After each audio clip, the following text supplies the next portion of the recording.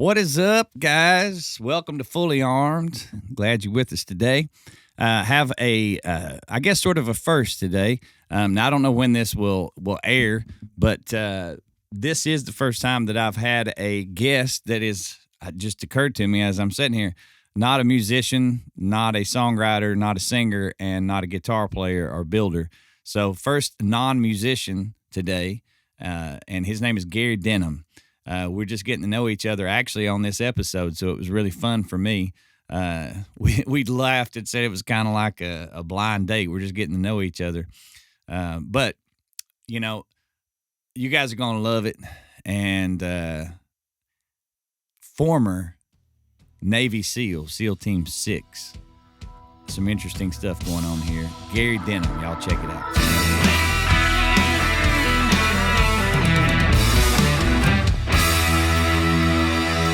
Welcome to the Fully Armed Podcast with Chris Hennessee. You got your armor on?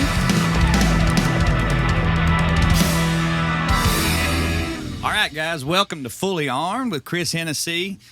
Today, man, I'm super interested in today. Well, I always am, but for different reasons today. My new friend Gary Denham is in here with us. How you doing today, sir? I'm doing excellent. Thanks. You are, yes. So we got up on the mic there. Yeah. So, as I was telling you earlier, and we spoke, when I do these shows, a lot of times I'll know the people in advance, and I have been introduced to you through a mutual friend, Greg. And so intentionally, I'm going to get to know you on the microphone and being recorded today. So you're in Tennessee. Been here for a few years. Yes, sir. And you have quite an interesting background from what I understand, but I don't know all that much about it. So you grew up in California? Yep. And then what happened? Oh, my word. That's pretty open-ended right there. Nice what question. Yeah. Oh, my word. What? I enlisted in the Navy. You did? Actually, so let me backtrack a little bit. Yeah. At 18, because this is the podcast it is. Yes.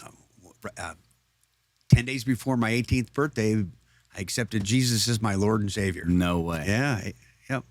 Well, My girlfriend's mother Yeah. led me. Yeah. Okay, so, did she just say, hey, have you ever thought about this? No. Or did they kind of... No, it was a long. I was a absolute stoner in high school. Were you really? Yeah, I graduated in 81. 61, Okay, 81, Southern California. Yeah, 61. So Yes. that's high school in 78, 79, 80, 81. So, Yep, so you were in that stoner area right in there. Yeah, played bass, played ball. I was a pretty decent athlete, but Yeah. I liked smoking pot instead and doing other things too. Yeah. Okay. did a Well, you lot know of what? I have thought about this because I had my sister was 6 years older than me, and she was in that same area right in there. And so you had the boomers, right? And in the late 60s, they started realizing, wait, we can do this stuff. And then they started having babies. Well, those babies are Me. are you. Yeah. And you have, so yeah, late 70s, early 80s. Yep. There you go. Yep. But in the midst of all that, your girlfriend's mother said, Yes. okay. Yeah, we battled because I'll go there. Yeah. I was taking psychedelics and so I thought everything was in your head. Mm-hmm. And God, if me, you, and one other guy came in here and we believed in this coffee cup to be God, we could pray, and we believed hard enough we could heal people. I really did think that. Wow. I thought that was all about, I was a kid, a dummy. Like 99% of your head is meat. So then this Jesus guy, He grabbed hold of me. And then I went to, have you seen the movie Jesus Revolution? I have. Okay, that's Chuck Smith. Mm-hmm. That was my pastor. No. Yeah, Chuck Smith. And then I went to his Bible school to be a pastor.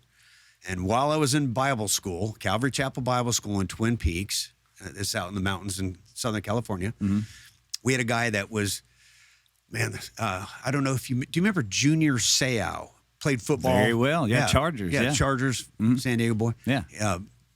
We had a guy that looked like his blonde-haired, blue-eyed Irish twin, just a massive human being. Yeah. And he had quit.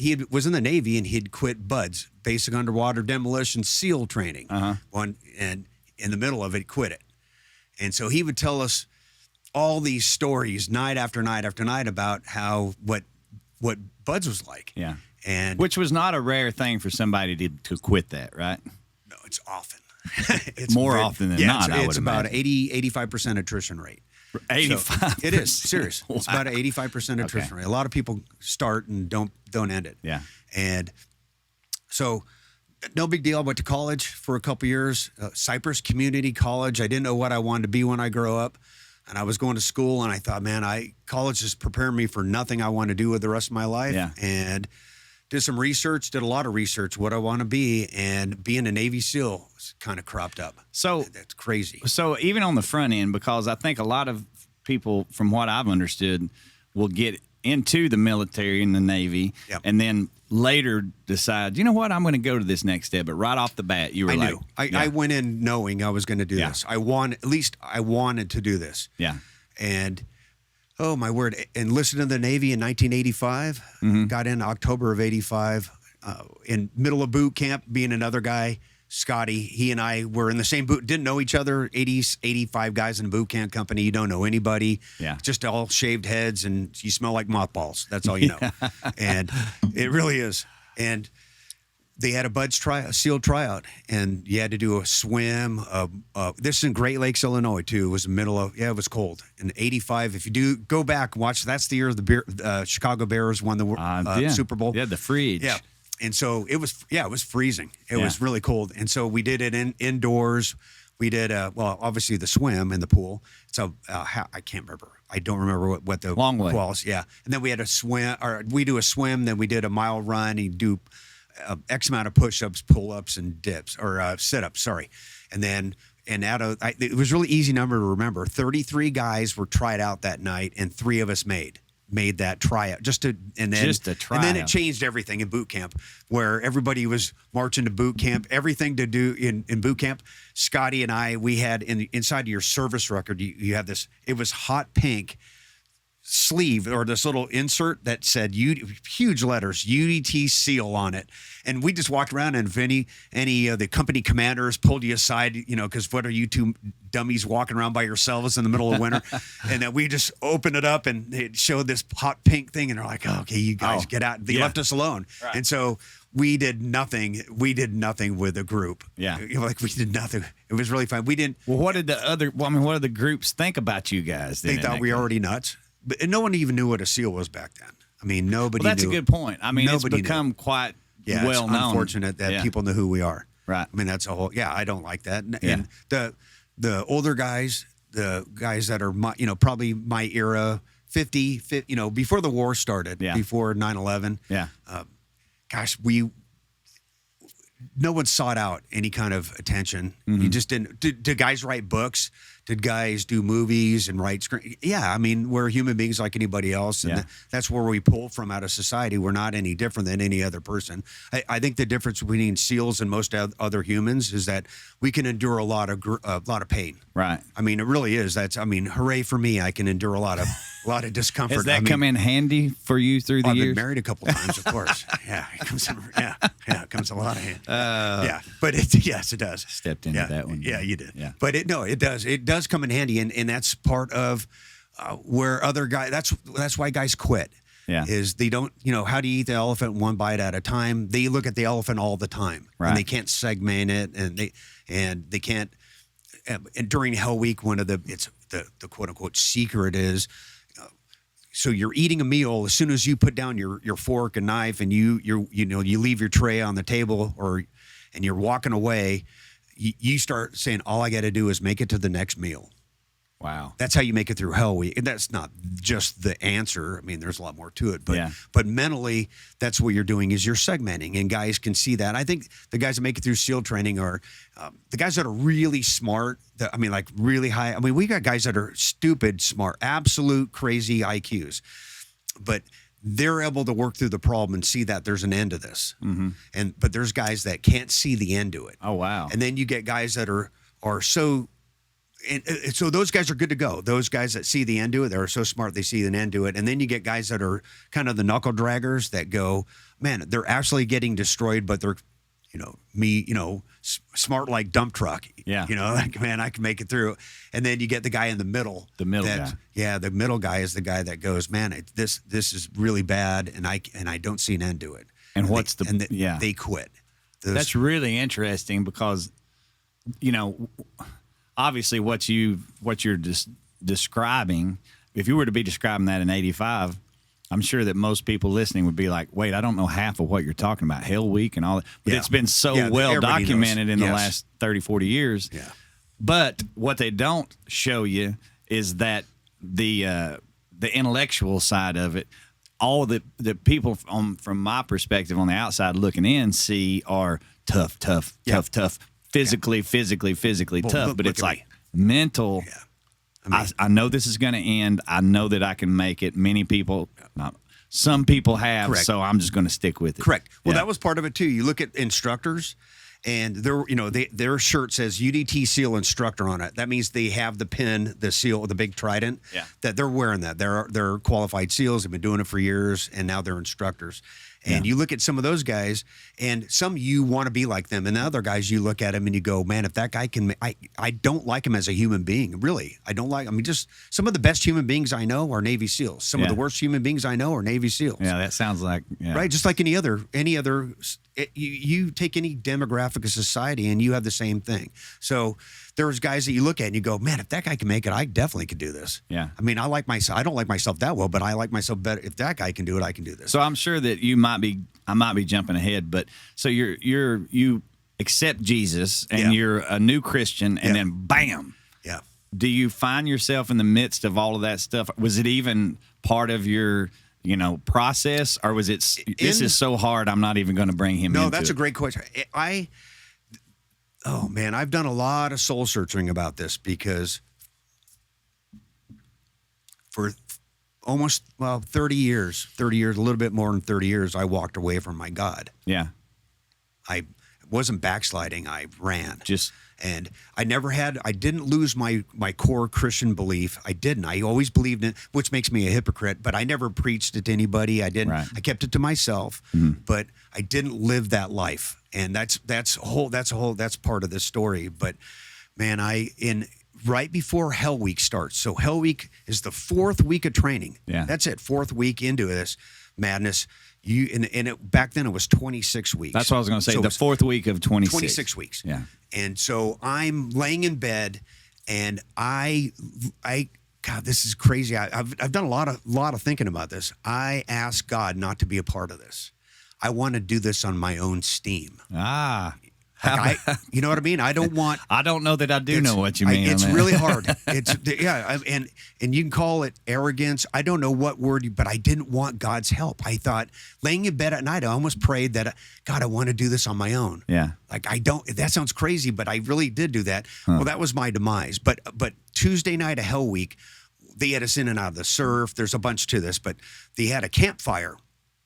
So they have this campfire, and they have 3 shovels stuck in the sand, and you have to put your hands on the tops of 2 of them, and put your chin on the 3rd one in the middle. And you're far enough away from the fire, you cannot feel the heat, but you can see the light.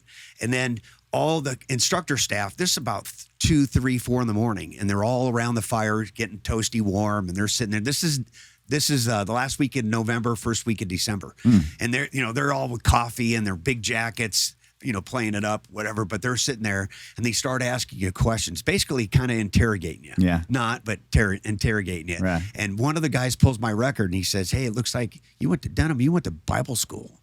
Who in the Bible would want you to be a SEAL?" And I actually took my head up off the. And by the way, we were naked. So I'm naked. I stood up, and I said, King David. Because King David, Saul, he killed his thousands, and King David kills his tens of thousands. And I was like, so that's why. And I put my head back down, and then they asked me a couple more, Bible questions, and I always thought that if you had a boat crew, a element of SEALs that were hardcore believers in Christ, then man, the game's on. Yeah. You can do anything. Yeah. I mean, you really can do anything. But at that point, what happened was, as training went on, I was still a decent guy. I didn't do anything crazy and go off the, wasn't doing stupid stuff. Just going through buds was hard enough. I didn't need any extra curricular activities to make it worse. Right. So, and then when I graduated buds, I went to SEAL Team 5, and then got in a platoon, and then I thought being a SEAL was more important than being a Christian. Yeah. And that was the disconnect. Do you feel like that was taught to you, or do you feel like you did that yourself? Oh, I did it. It was self-inflicted. Okay, gotcha. There are guys that are able to maintain their Christianity all the way through, but here's the problem in the SEAL teams. They always thought that if you were a Bible thumper, that it was tantamount to you selling Amway. Yeah. They didn't want to hear it. Right. You just do your job like a quiet professional and be just be a tough dude and shut up and do your work. Right. And they don't want to be preached at. And if that means, and I'm sorry, I'm going to say that means, getting in bar fights and drinking and whoring around, that's what guys did. Yeah. And so that's what we did. I mean, I kind of joke around that it's not a joke, actually. Excuse me. We got, I lived like a rock star, but I got paid like a janitor. Yeah. I mean, we'd go on the road. Let's say we go to Aspen and we're going to do downhill skiing training in Aspen. And so we got the best gear money can buy. We're staying at a really cool, we're not even a hotel. We're renting a 5-story glass condo right off a lift in Aspen. Yeah. And we were out in town that night. And you can't buy a beer in a bar because they can't afford it. Right. I got all the best gear, but I can't afford a meal out in town in Aspen because, we're getting paid chump change comparatively. But I had a hoot. But you're a kid, right? You're in I was in my 20s. Right. And then I screened, and I'm going to say this, and I'm going to say this out loud just the way I want to. Sorry. Is in 1990, I'd done 2 platoons, and this is 1990. And I would never say what I'm going to say out loud. We just didn't say we were SEALs. Right. We just didn't talk about it then. And 1990 is when the Navy SEAL movie with Charlie Sheen came out. And that was really bad, actually. Yeah. Really bad to be a SEAL at that point. Right. And but after we killed bin Laden, president and the vice president came out and used the term SEAL Team 6. Right. Up until that point in 2009-11, after 2001, I never would ever utter those words ever in my life. Never. We just didn't. But I went to SEAL Team 6 and I was there in 1990. I was in SEAL. I screened. You do an interview process. You screen. You do a physical fitness test, and then you're in a 6-month. It's a probationary. It's a training cycle where they have a attrition rate there too. So you have seasoned SEALs getting booted out of this training program to be an operator at SEAL Team 6, and I was there for 10 and a half years. Now let me ask this. Obviously, from an outsider's perspective, in order to get go through BUDS and the initial, there's a lot of obvious physical and mental and this kind of stuff. Is that something that just kind of carries over into this, or does it go to a whole different level? Oh, it's a different level. Yeah. If there's, oh my word, it's because let me say this, because at this point, you might have already been able to sniff out their tricks. So they got a whole new bag of tricks. It's not even tricks. The pressure, the pressure that you are under it's immense.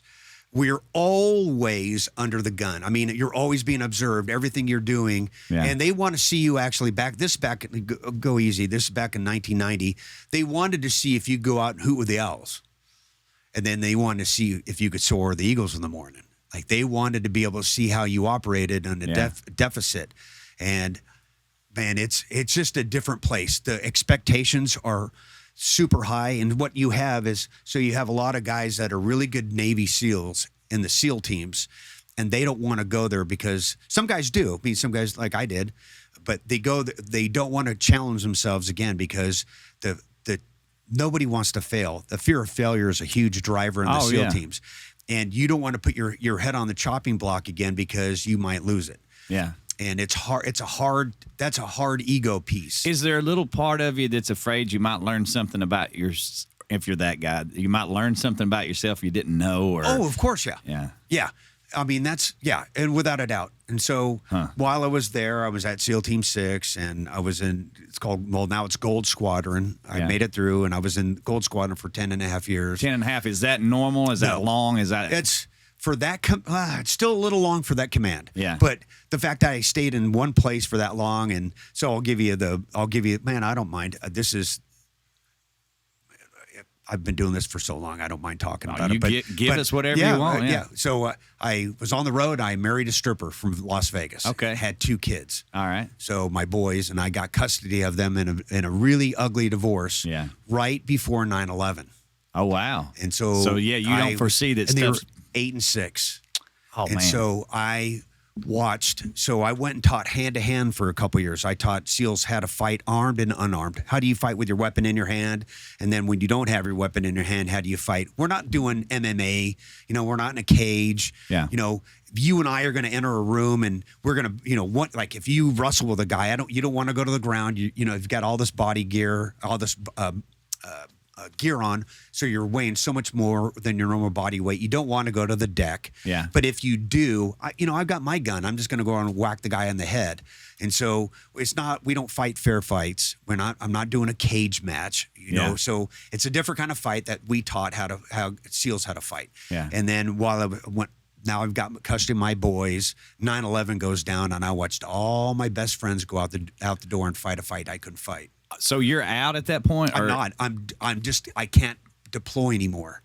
I'm non-deployable. Yeah. Because I'm now being a single dad. I thought the Navy was going to get rid of me. I thought it was wow. 17 years in the Navy. I thought I was, because I'm non-deployable. And I didn't know that, so that's a thing, huh? It kind of is and kind of not. Yeah. But the SEAL teams were so cool that they insulated me and surrounded, they protected me and I was able to give back to the community. Yeah. Just because I couldn't go down range. Here's the bad part. The hard part is to this day, I still struggle with this. If you were to ask my wife, I struggle with this mightily still. And you'd think after all these years, I'd be better at it.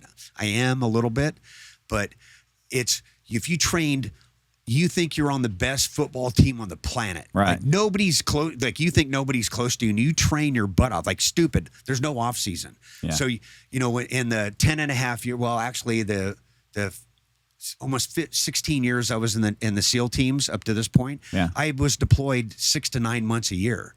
So family life's awful. You're not really engaged in home. When you are home, it's really hard to be all that. Yeah. Either way, I went through the divorce, got the kids, but.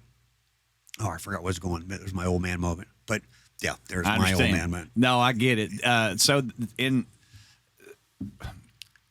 rough gig. It is, and I'm just yeah. So you're saying now you got everybody's going. Yeah. So I watched everybody, like all my best friends, go out and fight the war I couldn't fight. So can you imagine training like that and then not being able to get in the game like that? Yeah, right. I mean, I scrimmaged a lot. Yeah.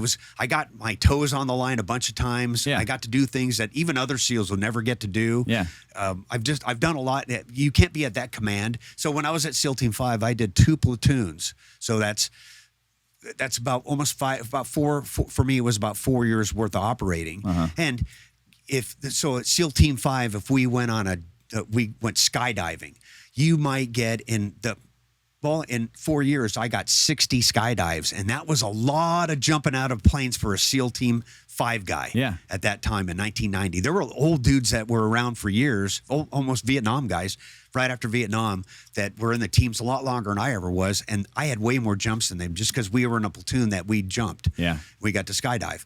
Well, I get to SEAL Team 6, and in the training cycle, we do a 2-week trip, and you get 60 to 80 jumps. Like you're jumping in 2 weeks, I got what I got in 4 years. You know what's interesting about it's just that? Ridiculous. I'm sitting here thinking of that, and we could probably sit here for an hour and just talk about the jumping. Yes. The process, Yeah, what it's like, all that stuff. It's like, man, we may have to circle back around sometime and just talk about that process because that blows my mind. Well, just the whole. I used to be 6'4", blonde hair and blue eyes, and now I'm just a shell. Right. Well, That's good. divorce did it too, but I get that. So you got the kids. Yep, and then everybody's teaching hand to hand, and everybody goes off to war, and I'm watching people, but I'm burying friends. People are starting to die. I'm burying friends. The cool part is the guys that I was in that command with that long, none of them ever looked down on. They knew, to be at that command and to stay there and to operate at a high level like that. It's hard to describe. I'm not saying that the other SEAL teams aren't cool and they're not operating at a high level. But the amount of money, how often you get to do things, what you get to do. You're doing it all the time at SEAL Team 6. Yeah. They're just what you're afforded to do there. And it's not that if you're not operating at that level, they will. This is the beauty of that place. This kind of magic that sets them apart than I think than almost any other organization. And I've talked to a guy named Rod Olson about this. Rod, I don't know if you know Rod. I don't. Rod and I are really close friends, and I know him through the Pirates with Greg Smith. And we were talking about it one day up at Rod's cabin. He's got a cabin off of Lake Fontana. Oh yeah, on Tennessee, North Carolina side. He's on that side, and we were at his cabin talking, and he asked me the same, that question about, hey, what makes SEAL Team 6 different? And I said, it's the ability to fire people. And he it's kind of a weird way to look at it, but they have an ability, so they have really high standards. If you ain't meeting the standards, you go away. Who gets to decide that? It's not like one person doing it. Okay. I mean, but it's glaringly obvious if you're not, and that means you could be, if you're not performing at a high level, that means if you're the admin guy and he's cutting orders and you go to get your orders and you're having a gripe with them and they're not doing their job well, they will get counseled one time. And then the next time, if it keeps showing up, like they're gone, just like that. And so everybody from the top down, if you're the janitor at that organization and you're not performing at a high level, they will just axe you. How do you go into a Walmart after you go through all of that? That's what I want to know. Actually, I shouldn't say Walmart. No, I mean good. anywhere, and you walk in and you go, because Walmart is a well-run establishment, but then you got to deal with something you're like, this is not running the way that I expected. Humans are ugly. I mean, we all are. Yeah. No one's got it. No, I know. Nobody's got it licked. And so what happened was I went through I was teaching hand-to-hand, and this is in Little Creek, Virginia, so it's right down the road from where SEAL Team 6 is, and it's all my same friends. I haven't moved my house. My kids are going to school and all this, and 9/11's gone, happened, and it's just, things have changed, obviously, overnight. Oh, yeah. And I meet and marry a girl, Virginia Beach. We get married. She has 2 kids. I have my 2 kids, so we're like the weird Brady Bunch. Mm-hmm. My last tour of duty, I go out to SEAL training in Buds. Basic underwater demolition SEAL training. It's in Coronado, California. Yeah. That's where they make these guys. And so that's where you take this raw product off the street. These kids, they've been in boot camp, but you get them, and now do you find Navy SEALs or do you make them? The answer is yes. Yeah. Guys will deselect themselves. That's what the bell's for. Right. And then your job is to mold them into what a Navy SEAL looks like. Just so I kind of can know from the outside, are you now the guy sitting at the fire while they're over here with the shovels? Yes, I did that. Yes. Okay. Yeah. So I was on because I would think that would be motivation for me if I'm the guy with the shovels going, I'm going to set at that fire one of these days. But when you start operating, at one point you go, I never want to be that guy. I want to keep operating. Well, I guess that's doors true. open and jumping out of planes. I guess that makes sense. Yeah. But it's a fun place. But while I was doing that, guys, this is a whole other. I mean, I don't want to go too far into this one. Go but where you want, man. I can't say I'll tread lightly. So everybody that knows me knows all these stories, so I'm not worried about it. Yeah, I get it. The girl that I was married to, she got involved in a cult. We moved to San Diego, CULT cult. She got involved in a cult. No one wakes up and goes, hey, guess what? I'm in a cult. So it took about a year. No one, it's very insidious, and they eat you like an anaconda. So they wrap you up and they just start. So she was going to this place. I'm not going to give you the name of it, but she was going to this place, and it was under the guise that she was doing hypnosis, not hypnotism. Like if you wanted to quit smoking, they would replace your cigarette smoking with eating carrot sticks. And if they did it really well, they'd take you back to when you were 14 and you took that first puff and you went, oh, no, re-script it. If they did it really well, they'd go back to when you were, let's say, 8 years old and your dad was washing the car and he had his Lucky Strikes rolled up in his sleeve and you thought it was cool. That he would re-script that. That makes at least I can kind of get my head around that. So it's easy, positive. Yeah, it's at least positive. Yeah, end quote. Yeah. And so that's what I thought she was doing, and what it turned out that she was into like past lives, and she was hypnotizing past lives, and it got really, really weird. Yeah. But I gave her an ultimatum, and I know ultimatums never work. And I said, hey, either you go with them or come with me. And I gave her months to figure it out, and then she came back and it was a Saturday afternoon. And I said, hey, what's your answer? She said, I'm going with them. Yeah. I went, well, then pack your crap and get out of my house. Right. So we divorced. And then I married my wife, we've been together now 19 years. Oh, wow. And she's a divorce attorney. And the answer is no. She didn't do my divorce. And so just married my best friend. Yeah. And that's great. Just love she's like the best human being with 2 legs. Yeah. I guess you could not have legs, but she's the best. Yeah. she's cool beans. I absolutely love my wife to death, adore her, and I can't say. And then while I was going to my last tour in Buds as a Buds instructor, I went back to school and I got a master's in education and taught U.S. history to 8th graders. Yep, and that's where that comes in. There we go. That's what we have in common. Yep. I did history as well. And so. then now full circle is I started. They asked me to come back and run the program that teaches Navy SEALs how to be instructors. So I was the director of instructor development. Yeah. So I taught anybody that the shirt says UDT SEAL instructor or SWCC. That's the special warfare combat crewmen, the guys that drive our boats and vehicles. Yeah. Those guys, they're the part of the Naval Special Warfare. So I was teaching those guys to be instructors. And now I'm teaching these guys, if the Dallas Cowboys are going to play the Chargers when we had them in preseason football. And now I'm talking to who's the guy that coaches? Well, that's me. So I'd get with the coaching staff. Huh. See where I'm going? I do. And so, hey, someone's playing the Padres. Well, who's playing? Okay, the Pirates. Well, then the Pirates, I'm giving them tours and I'm doing. So I just started doing, because I'm coaching coaches. So I actually have, what a why, okay, have you ever seen Simon Sinek talk about your why statement? I don't know that I have. Start with why. It's a great go look at his podcast. Yeah. It's a TED Talk. Start with why. It's genius. Anyway, I have my own why statement that 3 other Navy SEALs came up with it. Do you know the word Kaizen? Kaizen. I don't think I do. Kaizen. Kai means to alter. Zen means to improve. It's a made-up Japanese word. It's a business word to get more out of human beings. Yeah. It means it's progress, not perfection. It's always moving forward. It's getting better. It's the art of getting better at getting better. Yeah. So my why statement, the first part I stole from the Apostle Paul. My determined purpose is to inspire Kaizen in others so they can maximize their performance in any endeavor.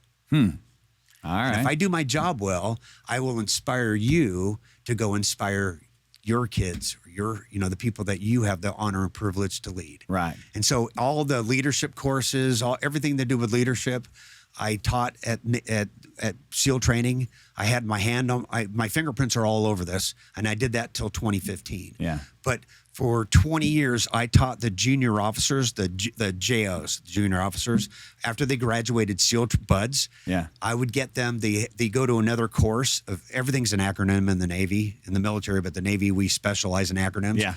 And it's called the JOTC course. It's the junior officer training course. Okay. And so I would get them. I'm the first person that got my hands on them, and I taught them leadership through public speaking, or how to give presentations, how to give a brief, how to give debriefs, how to communicate better, how to ask questions differently. Man, I should have met you a long time ago. And so that's where I met. And then what happened was that's how I met Greg. Is the Pittsburgh Pirates were getting all these people that coach at a high level. Yeah. And I was in that. Yeah, so I'm in this group. I'm not saying I coached at a high level, but I was coaching at a high level, and I was rubbing elbows with all these performance psychs, and I was rubbing elbows with all these coaches. The Cleveland Indians would come into town preseason, and I'd get with our coaching staff, and we'd sit at the table, just me and all these. I'd have 15 coaches, and we'd talk about best practices. And what I found out, I'm not saying that the Cleveland Indians at this point. No, I know what you mean. I'm just using this as an example. Yeah. But what I found out really quick is that pro coaches, to quote Bart, that scholar Bart Simpson, they blow and suck. So that's where you get your information from is from Bart Simpson. Okay. Yeah, primarily, or actually Homer. I think he's more of a genius. Like father, like son. You tried your best and you failed. Or how does it go? You tried your best and you failed.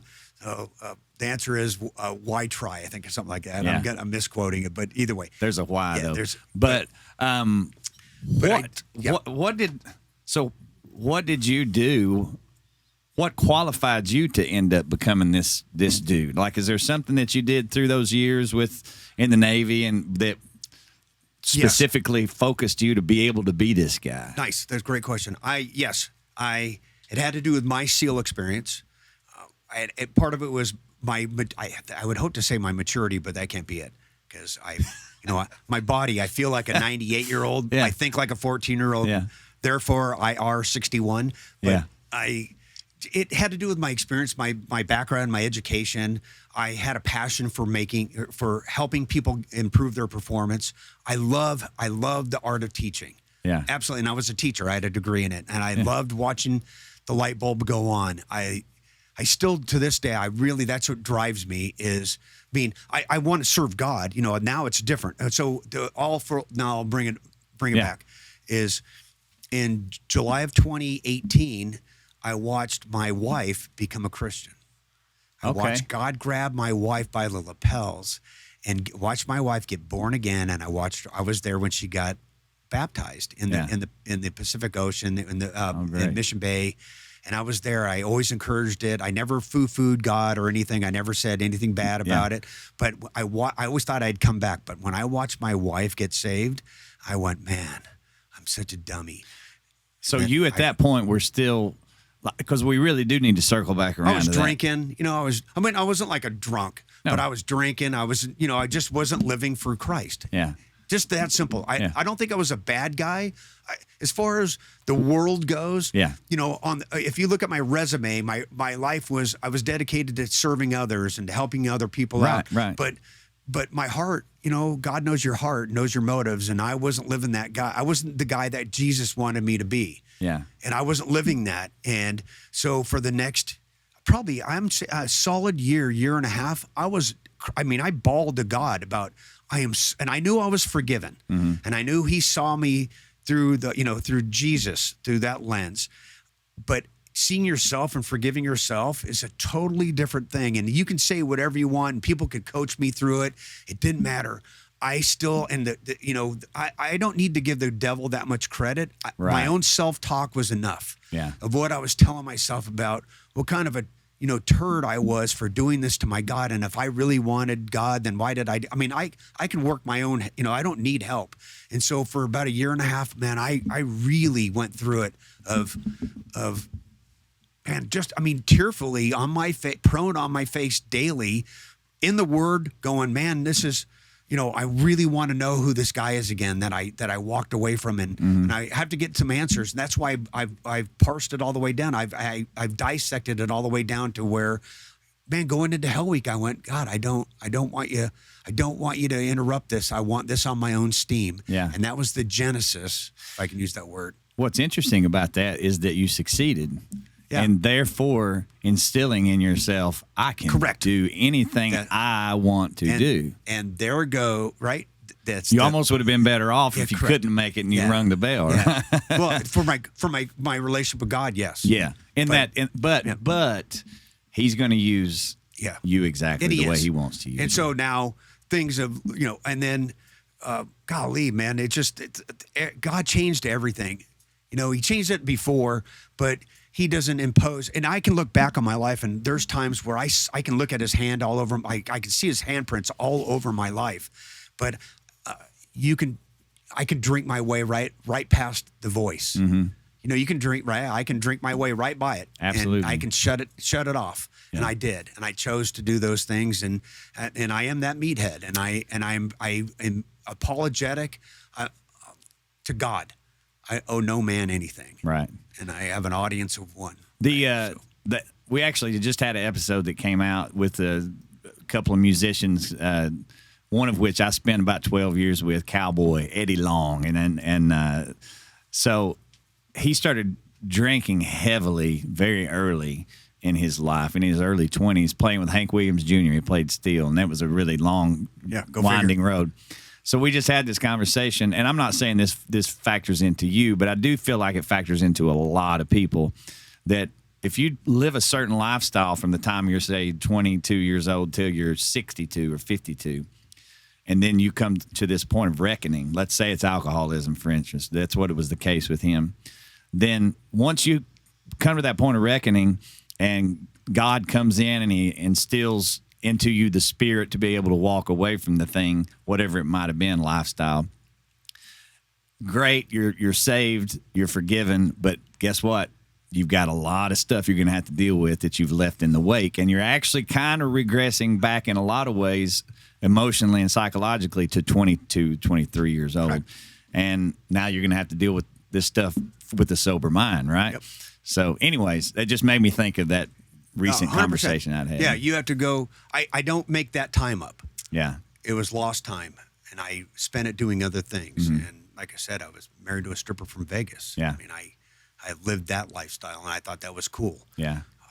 Dummy, but it's amazing what I've just in the last couple of years. I study the Bible verse by verse, chapter by chapter, book by book. That's what I learned at Calvary Chapel Bible School, and that's a Calvary thing. And you don't miss anything. You don't miss anything. And right now, just recently, I'm in Genesis, and I just got done, or I'm at I'm Jacob's life, and I see myself in Jacob like nobody's business. See, Jacob, so he's meeting Esau again, right? Yeah. After 20 years of work for Laban, and here he is. He's now, what does he do? He divides his family up. Here's my kids with these two, the two women that aren't my wife, and then here's Leah, and then here's Rachel, and so he divides them up, and he goes, "All right, you're gonna go out and meet the Esau," and they come back, and hey, there's 400 of them. That's when he does this. And so, but what did he do? He planned and then prayed. He didn't pray first. He planned first. Yeah. Okay. So I go to a 12-step meetings, and it's called Life Recovery. And it's based on AA 12 steps, but the difference is AA wants you to believe in God. This is very specific. They want you to believe in Jesus Christ as your Lord and Savior. Oh, wow. Okay. So it's very Christ-centered. Gotcha. And so I had a friend here, Will Roberts, great guy, just amazing human being, and big in the community here. And Will was for months, when we first moved here, we met at a men's prayer breakfast. A Friday morning men's prayer breakfast. You come here Friday, you'd love it. That'd be great. No kidding, you'd love it. And so, they're honored to it was a really cool place. Yeah. So I go there one time, I'm in there, and I meet this guy, Will. He looks like a ruffian, bald head. He's got the goatee, and he's sleeve tattoos, and he's got his whole story. Yeah. And he is a big part of this, bringing Life Recovery here to Cookeville. So he, for months and months and months, hey, I want you to go to this thing. And I go, man, I'm not going. I'm not alcoholic. I don't, I'm not gambling. I'm not into porn. I'm not doing I'm not doing any of these things. Well, why would I go? So one day there's another friend of ours, Ron. Ron's got cancer, and he said, hey, I want you to go. Let's go pray for Ron and Karen. I go, okay. Comes and picks me up. And he goes, hey, we're going to stop at this church. So we stop at the church. He goes, hey, grab a cup of coffee. I grab a cup of coffee. I'm sitting there, and next thing you know, I'm like, son of a... You're in the we're meeting. In a meeting. And so I go a couple times a week for months and months and months. June 21st of 2022, I get the word that I have stage 4 metastatic melanoma. I have I have tumors in my leg, all over my lungs, and in my thyroid, and I've given a couple months to live. In 2022. 2022. I just had that's why I was coming from my PET scan, my second PET scan. Today, to find out if I have cancer or not. Yeah. All right. So I went through a year they tell you it's immunotherapy. It's not chemotherapy. And that is a gigantic fat lie, because chemotherapy kills, it's the race, whether or not the chemo kills the cancer or kills you. Immunotherapy, the super chemically enhance your immune system, and your immune system goes and kills the cancer. Yeah. So seems smarter, but it wiped out. I wear this medical alert bracelet because it destroyed my adrenal system and shut down a bunch. So I had a year of chemo, and then a year of recovering from the chemo. Right. And now I look like I showed you that picture earlier. Yeah, man. You showed me pictures, and you lost 40 pounds. Yeah, I look like my grandpa.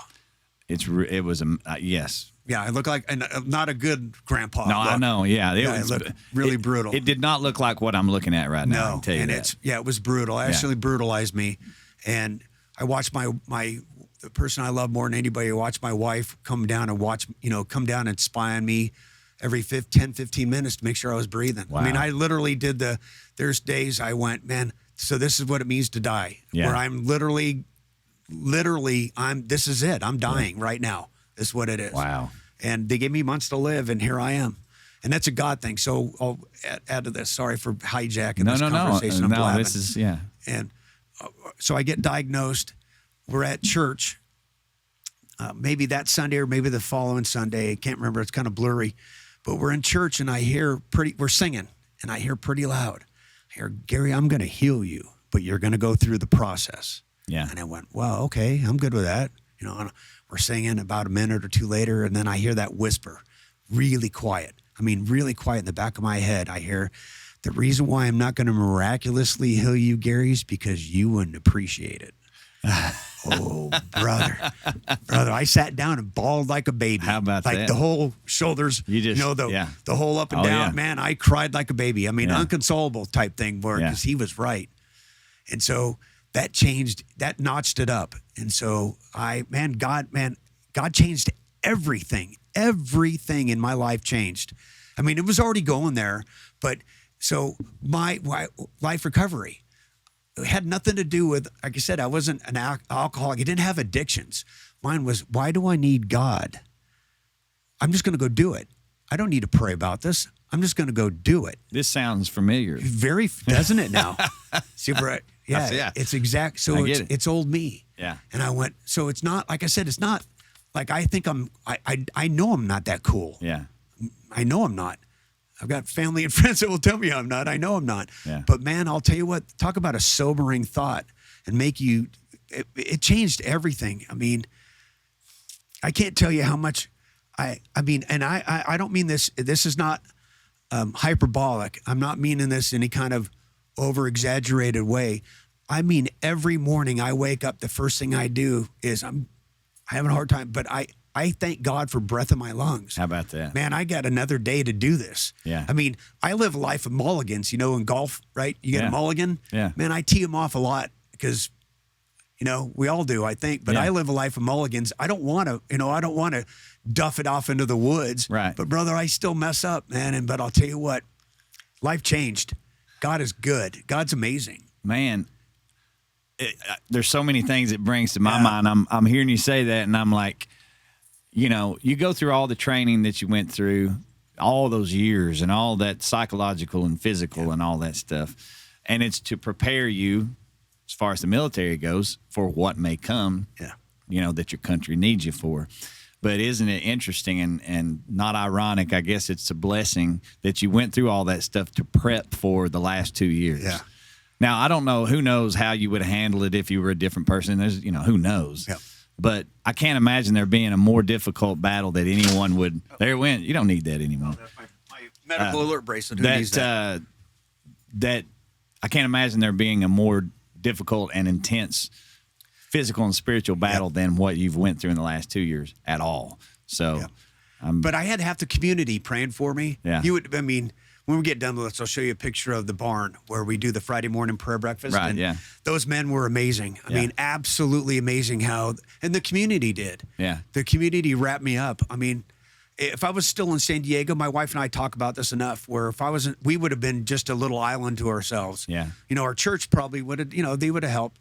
But what took place here with everything, just people were bringing us meals and I can't. It was don't get absolutely, Don't get me started on Tennessee now. You're going to get me with it. I love it. Oh, yeah. Oh, I love it. I don't know. I said this. So I got to speak. This is really crazy. Yeah. And just the last couple of years, I was Grand Marshal of the Veterans Day Parade last year. Okay. With one of the oldest World War II vet, Roy Shore, which is amazing. I got to talk to him for a little while. So I was in the middle of chemo, so I look like death, and I'm wearing this shirt actually. Yeah. So it's really funny. And then I was at the Memorial Day. I gave the keynote at the Memorial Day at the I love it here. Yeah. At the steps of the courthouse. Oh, that's great. I gave the keynote speech. And then this November, I'm going to be the high school does a big event, and I'm the keynote speaker for that. Oh, wow. And here I am from California, and man, I used to joke that I don't know if I'm more proud to say I'm an ex-Californian or a Tennessean. And I'll tell you, I mean, I am way proud to be a Tennessean. Well, that's and I did awesome. bring my guns, my politics, and my religion all came with me. Now- I fit right in. Now there's a whole other show we could do anytime, because you're the dude, you're the guy from California that came to Tennessee, and you love it, right? Absolutely love it. I don't miss anything at nothing. Yeah. And I'm born and raised, and I don't miss any. Well, we've got pretty cool beaches here too. I don't know about as cool as San Diego, but there's pretty cool stuff. you Anyways, don't get the attitude. yeah. But that again is a topic for the next time we get together, which we'll do. We definitely will. So part of the reason, well, not part of the reason, the big reason that we get together here is because we want to talk about some scripture stuff, and so there's a story behind our situation here, and I'd love for you to hear your side of it. But I will say this: we've mentioned Greg a few times. So Greg Smith's a mutual friend of ours that worked for years with Major League Baseball, worked with the Detroit Tigers and with Pittsburgh, and now he's in scouting. And so when we say Greg, that's who we're talking about, and that's who introduced the two of us. And so Greg said, "Hey, I got a guy. I want him to come on your show." And I was like, "Man, if Greg says it, I'm in. I'll trust him." So he said the same to you. "Hey, I got a buddy that's got this thing." So he sent. Yep. Right. Yeah, he sent me a bunch of little snippets of your podcast of what we're doing now, and I said, "Okay, cool. Let me pray about it." Ready? Yeah. I'm learning something. Right. So I said, "Let me pray about it before I say yes." Excuse me. And so, gosh, just a couple days ago, I had prayed about it, and I'm not saying I'm waiting for the sign. I prayed about it, and I thought, okay, this is cool. So no, I can't find it, but I'm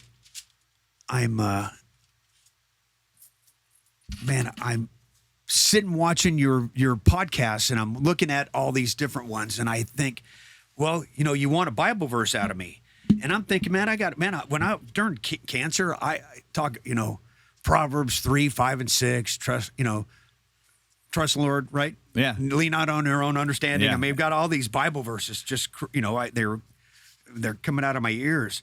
And so I'm listening to your monologue, and I think, man, you know what? I'm going to look up, and the one that I think that resonates with me is Matthew 22. And it's where the Pharisees are asking Jesus what's the most important.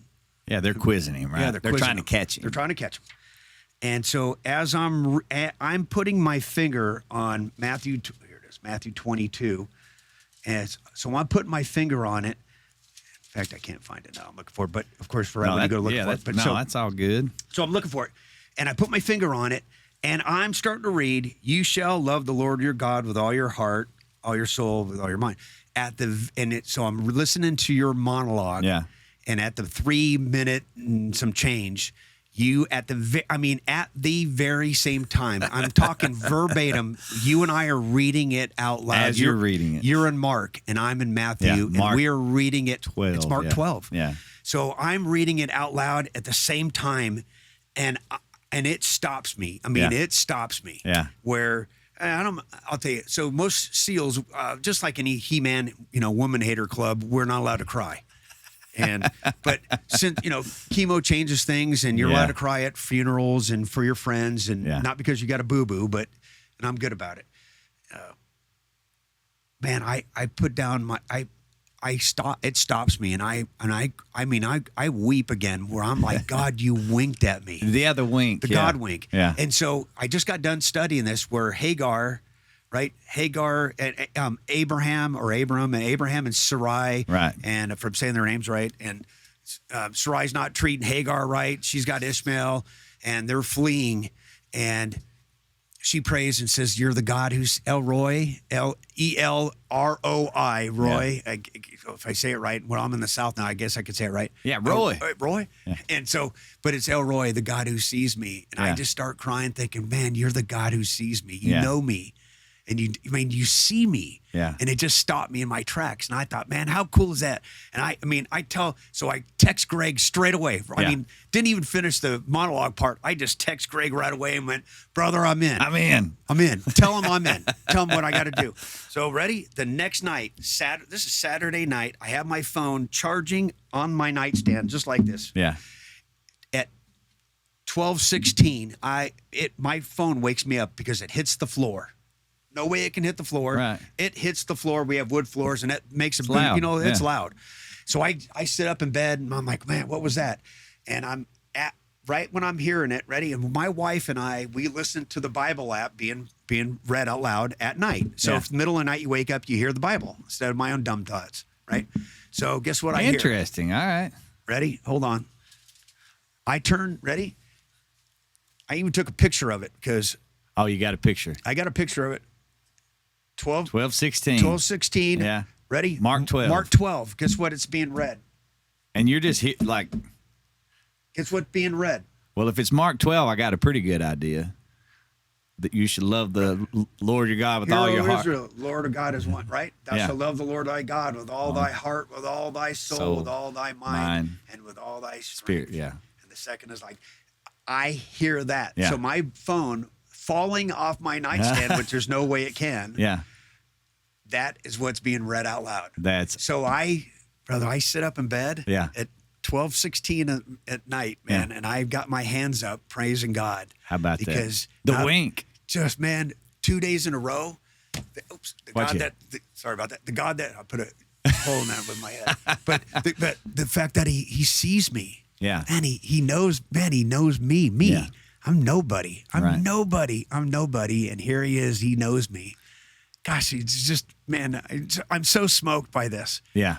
Isn't that cool? So there you go. I'll tell you this, and I probably have said this in a few episodes, so I'm repeating myself, but it's okay. I'll make it short.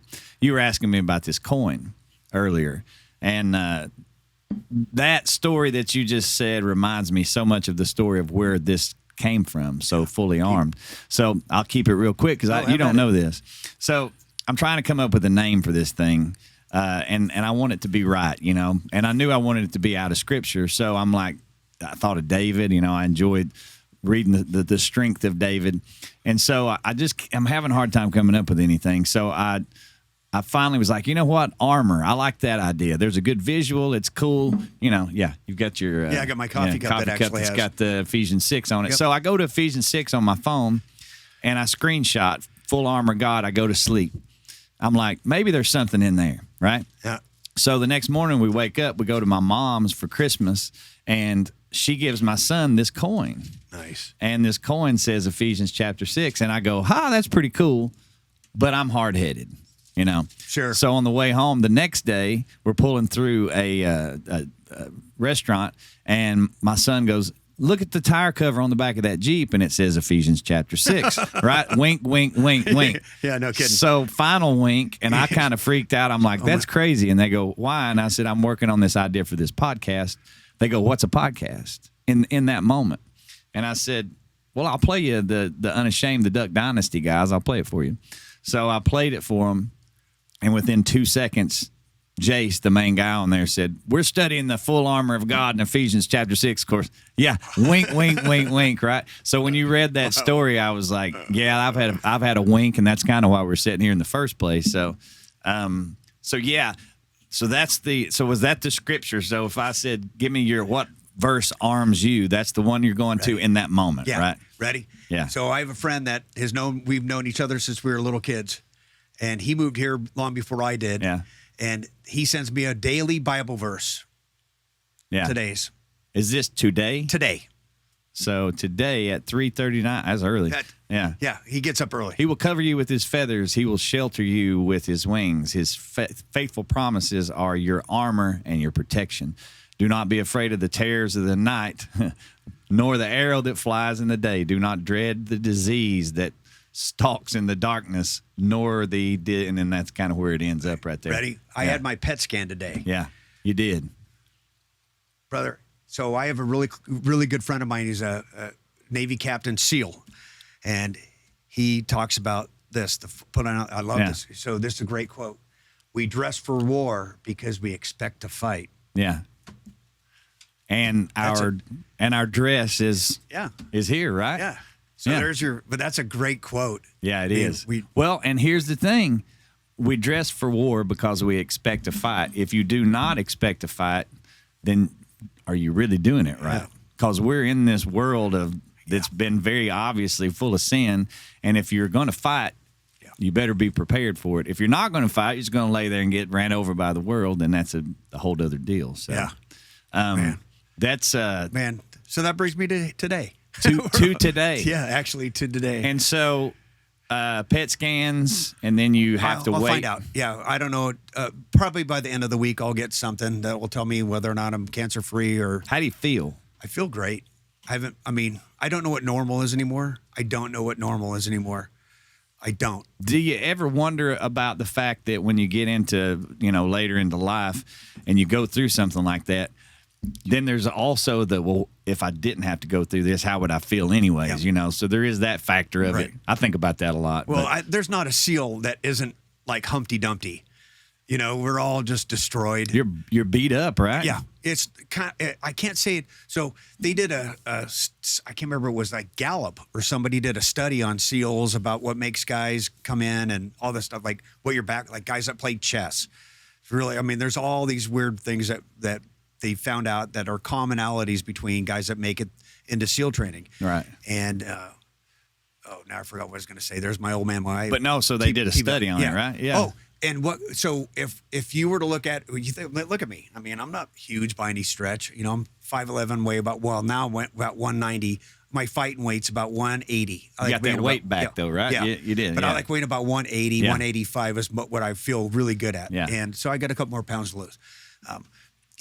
What position in football, like the NFL, what position do you think that our guys our bodies, if you played in the NFL for 15 years. Well, you're running back then, right? Yeah, that's what everybody thinks for a linebacker. We have the bodies of offensive linemen. Yeah. Like carrying all this extra the weight. Knees and hips and my back. My knees, my hips, my back. My ankles are sore. My feet are really sore. I've had 8 bone breaks in my feet. 8. Wow. 8. Yeah. I've had. That's being out of commission quite a bit too, right there. Yeah, I've had about I was trying to figure it out today. I've had about 15 surgeries and I think about 19 bone breaks. Yeah. And I feel fortunate. So are you still going out and doing was it mentoring? What is it called that you go to, when you go to talk to the sports teams and that kind of stuff? I'm going to be working, hopefully, I should be working with the Detroit Tigers, if I can even say that out loud, but I don't know why I can't. Wow. But I'm going to work with their athletic trainers. Yeah. And so I've already taught that individual once when he was with the Diamondbacks. And then he went on and now he heads up the Detroit Tigers, and he said, hey, I in-service training, I want you to do. And so I teach, it's public speaking, communication skills, public speaking, presentation skills, but it's leadership. Yeah. And I make people uncomfortable. That sounds terrible. I put you in the number one fear in the United States is public speaking. Uh-huh. So I make you give a presentation in front of the group, and I give you something to talk about, and then I not criticize, I critique you and give you, these are actionable items. And when you get done with a day, let's say 8 hours of this, you'll have 100 to 150 bullet points that are actionable items, things, quotes, to personally, like you need to do A, B, C to improve your performance as a public speaker, or leadership skills. And so I've been doing that. I've been mentoring young men for a long time. For when I was at Buds SEAL training, when I was instructor development, even before that, I was mentoring young guys. Yeah. And then when I was instructor development, I was having all my instructor staff were guys that are coming back from conflict or combat. And now they're trying to unpack themselves, and they're trying to fit back in society, and they're going to be an instructor. And the course we ran, I had help. I wasn't by myself, but the course we ran, it's not a how to be an instructor or a coach. It was why you need to be a great instructor. In fact, why you need to be world class at this. Mm-hmm. Because actually because society, we took an oath to uphold and defend the Constitution of the United States. And that's who we're working for. I just happen to work for God above that. Yeah. Right? Right. Right. I mean, so that's what it looks like. And we can do a exoteric and exo and esoteric construction and you can do it's really cool. And so the guy that we had that was the command mentor, this guy was an amazing human being. He just had 2 months ago he's got glioblastoma. It's brain cancer, the bad kind, really bad brain cancer. And in recovery from trying to remove what they can of it, he had a stroke. Oh, wow. And this guy's first I'll show you a picture when we're done. He's just a massive human being. Yeah. And he's one of the most intriguing human beings, a musician. When we were working together, we worked in the same little office about this big for a year and a half. And his name is Will Guile, and I got to know Will really close. I'm really close with Will. When he was one of the first people I called when I had cancer. Yeah. But he would go take his trumpet and go down to downtown San Diego and sit in on jazz bands. Really? Yeah, just like, hey, come on up. And he'd go there and toot away, man. Yeah. And so he's just an amazing human being, but he was our command mentor. Yeah. And I actually wrote his job description. I'm me and another guy, we're the only two people that have his curriculum. So, and I've used it. I use it a lot, actually. And it's genius stuff, and it comports very nicely with being a Jesus follower. Yeah. How do you get more out of human beings? How do you talk to people? Do you care about people more than you? In fact, can I give you that? This is my. I've got a bunch of verses, and you can see that I write everything. But I write. You write it down. I write it everything, is. man. Yeah. I write crazy stuff down, but this is my leadership verse, and I like it in it's Philippians. I can actually quote it, but I'm going to read it because I don't want to booger it up. It's Philippians 2, 3, and 4. Do nothing out of selfish ambition or vain conceit. Rather, in humility, value others above yourselves, not looking to your own interest, but each of you to the interest of others. Man, there's no other. That's it. That's what being a leader, being a daddy. Yeah. Being a coach, being a mentor. Isn't it interesting, the balance between selflessness and when it comes to leadership, how selflessness plays into it, and you wouldn't by name expect that that's a big part of it, but it's a massive part of it. Being altruistic, giving, and then you have to balance it with self-preservation even. Yeah. There's a balance between, when I was teaching the instructor staff, there's a lot. I mean, God, there's so much to unpack here. There's so much to unpack here. Yes, I know. I mean, there's a lot to unpack here. You and I have already had the daddy discussions. Yes. About how to ask questions of your kids, and you're not allowed to ask your wife what and how. You can't, right? Yeah. Well, I feel pretty excited because we've went through however long we've just sat here, and I haven't asked a why question. I know. You did good. I would have caught you. I would have called you on it. I would have kicked you under the table. So, before we started this, we were having a discussion before that we started rolling about, and you said, what was the question you asked? Like, what question? Out of the question words, who, what, when, why, where, how much. I think those are it. What's the one question you're not allowed to ask other human beings? Yeah. Out of those, it's the why question. And the question was why. Can't ask why. Yeah. Can't. And that's really something to wrap your head around. I like can't that. ask why. So I will circle back around to Mark and Matthew and the chapter or the verse that you pulled out. Yeah. And the reason that I was saying that on that show that you were watching, while you were looking through, is that was an invite that I send out to possible guests, and to make sure that I'm clear what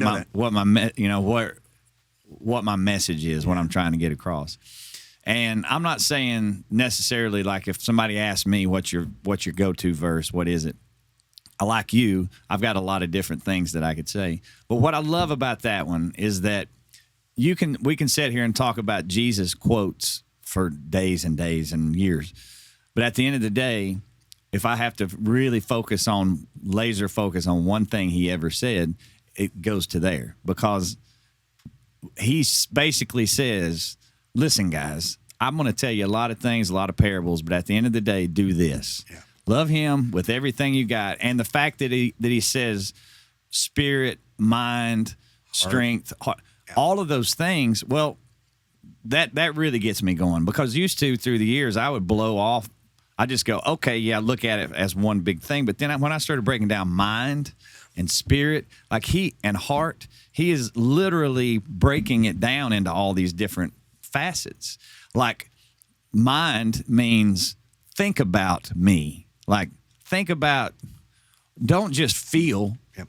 And don't just spirit. Like, think about it literally. And man, and which you're a history guy, obviously, so, and I am too. So I go back historically and I think about Jesus as the man, Yeah. And anyway, so that, but then when it says love your neighbor as yourself, that opens up a whole other book of like, well, what does it mean to love yourself? And if you know what I'm saying? So anyways. In a healthy way. Yes, right. So I ask you, so I like, this is easy. I told my wife it was going to be like a date, but right? It was a blind date. Yeah. So what's the definition of, if you could give me a one word definition of learning, what learning is? What learning is? One word definition. One word definition of learning. Experience. That's good. How about it's change? Okay. Okay, ready? It's a change of the mind or your intellect. It's a change of your heart or your emotion, or it's a change of the will or your actions. Just so happens that's the same definition of repentance. Oh, wow, yeah. So to repent is to learn. Yeah. Which is the change of your mind or your intellect, the heart or your emotion, or the will or your actions. And when Jesus asks us to, right, he wants us all in all the time. Yeah. Of heart, mind, spirit, strength. Yeah. He wants that right there. How you go about it, that's a different story. But man, that's what he wants from us, and I'm willing to give it. It took me a long time to get here, but brother, I'm here. That's awesome, man. Well, listen, by the time that this airs, I feel confident you're going to have great report. I'll let you know. And then we're going to circle back around. I'll let you know. And absolutely. Well, I got a feeling I'm going to be probably coming to see you on a Friday morning at some point. You have to. That means I feel like I have serious, to. That means get here on a Thursday. You and your wife stay the night. Yeah. And then you and I will go to breakfast. Yeah. And you will dig it. Yeah. You. Now, I'm a musician, so breakfast is like 10:30. There's a whole bunch of guys that are musicians in there, but accomplished. You heard? I know. Like late breakfast. Yeah, it's like we have to be there at 6. Okay, I think I can pull that off. Yeah, I can do it. I'll get you up. Trust me. Listen, Gary Denham, thank you so much, man. What a blessing it has been to be in here and study with you and hear your story. And I definitely think we need to get back together again and talk about. Just selfishly, I'm super interested in specifics of jumping out of flying machines, and I want to know more about that, and I want to talk more about California, Tennessee, and all that stuff. Yeah, so, I'd love to. But thanks again, man. Brother, I really appreciate you. Are you kidding? And my pleasure. So, guys, till we see you again next time, open up the Bible, put on your armor, and we'll see you next time on Fully Armed. God bless you. Well, that was Gary Denham. Such a blessing to get to know him, and some of those stories, man, those guys, that's a whole different breed of animal right there. But man, it's so cool that he brought that Bible verse from Matthew to the table, and he read it while I was reading the same scripture from Mark. It was really cool. And that's one of my go-to verses too, is, how much more important can a verse be than our Savior saying, here are the most important commandments that there are. And it's love God, love your neighbor as yourself. And I just love it. And there's a lot to unpack there too, like I've talked about before, love God with all your heart, with all your mind, with all your soul, with all your spirit. That covers physical, that covers spiritual, it covers emotional, but then it also says love your neighbor as yourself. And man, how about that? How do we love ourselves? What does that mean? That's maybe we should have a whole different segment on that. You guys comment. Let me know what you think. But thanks again. Thanks for joining us, and thanks for Gary Denham for being here. And until the next time we see you, make sure you click those buttons, subscribe, like, share this thing with everybody you can. Let's get his word out in the world. So once again, thanks for joining us. God bless you. We'll see you next time on Fully Armed.